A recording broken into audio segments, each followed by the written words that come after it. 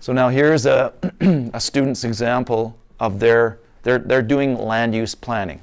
So these indicators, so the student's going to say to themselves, oh, okay, in the next 30 years, I'd like to make sure that people are making a decent living, but we have enough clean water and we have enough forest activity and we have enough fish habitat. So I'm going to design my landscape in this way. I'm going to put my settlements here, I'm going to put my agriculture here, I'm going to put my industrial activity, et cetera, et cetera, et cetera. They're going to make a plan.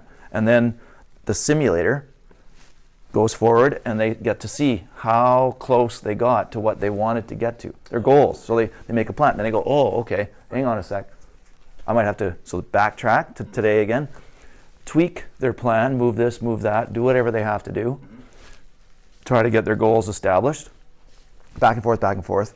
And then they make a presentation to their peers, their teacher. This is what I think BC, and we've mapped, so we're mapping it to be the Shuswap, so we're designing ours by watershed, but it's going to be a provincial thing.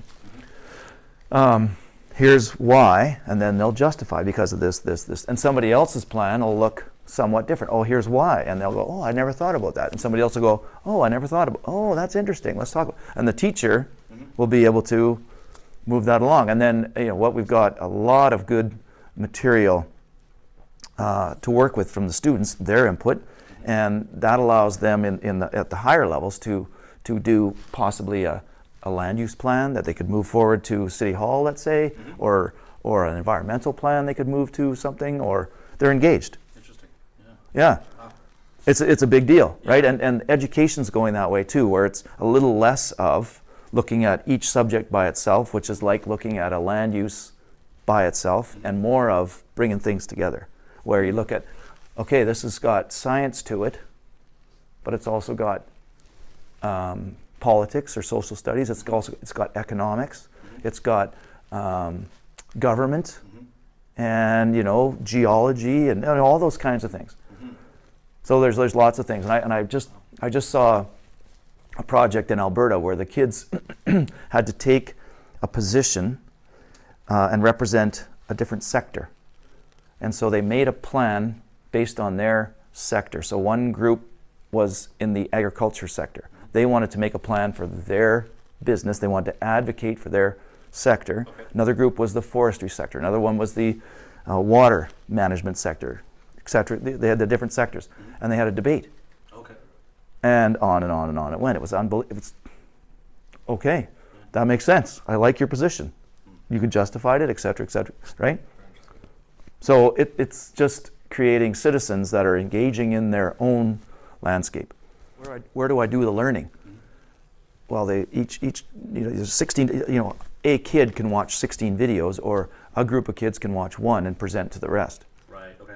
So you can, at any time, you can go and get that's the background. So background on these things. So what does GDP mean? What does water quantity mean? What does bear habitat look like? What's fish habitat? What's water? What's agriculture? And so what's forestry mean? So there would be a video on the forest industry. There would be a video on agriculture. Things that it does, best practices. So over here we have this is where the community is getting involved. So the experts out there will share best practices, and the experts also verify these indicators to make sure they're real. It's not just something that's this is real stuff. Right. And so these experts, and so also that we're not biased. We're presenting, and it's not our job to say this is the way it has to be. It's here's what's happening. You make the plan based on your values.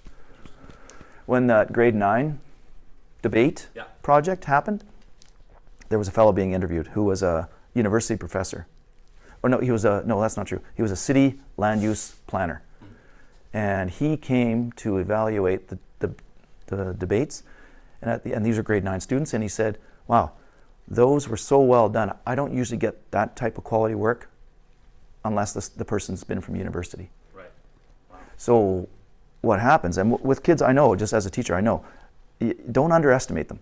They're smart, and they're capable, they're active, they're enthusiastic. they just lack experience. And it's amazing when you put the real stuff in their hands and just kind of guide them along. It's fantastic. Incredible, yeah. So it's just a matter of doing that. It's hard work. Of course, yeah, absolutely. Yeah. So anyways, that's what we're doing.